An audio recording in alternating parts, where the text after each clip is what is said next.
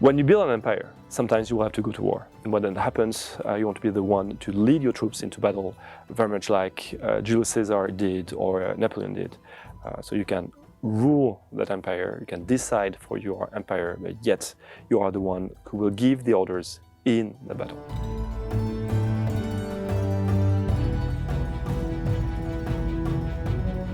Outside of battles, units move grouped into armies, allowing the player to efficiently command many units. Once battle starts, units deploy and act individually inside the limited battlefield on the map.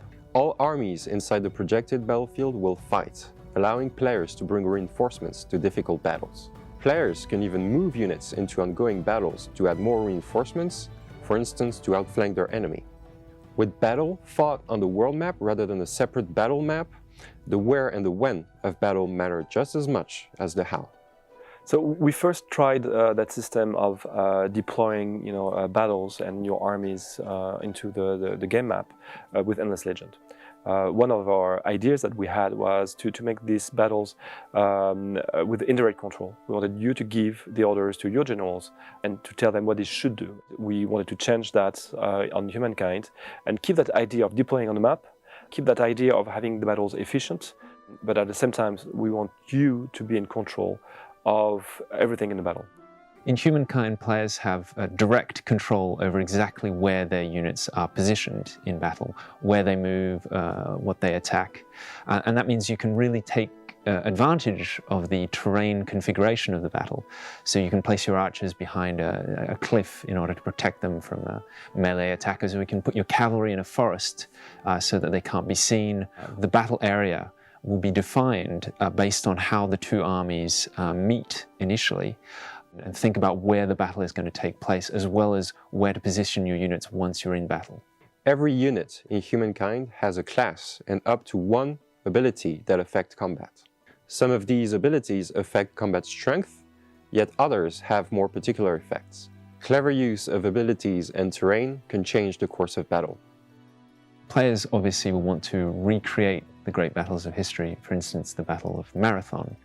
To do so, obviously they have the emblematic unit for each culture, but on top of that, each culture has access to a set of shared common units. The thing is, though, we changed the equipment, the armor for each of these common units based on the culture.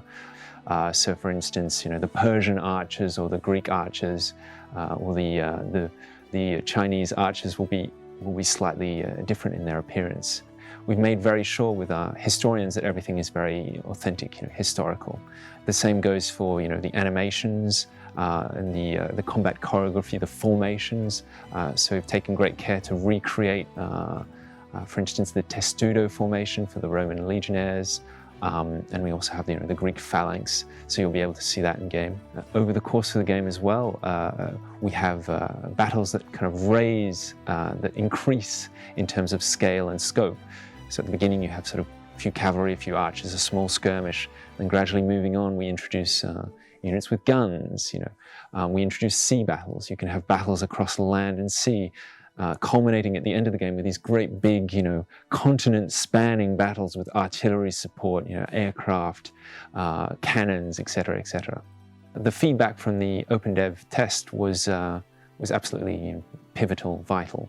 And this allowed us to focus in our efforts on the things that players were most interested in, most concerned about, typically the fluidity, the efficiency of the animations.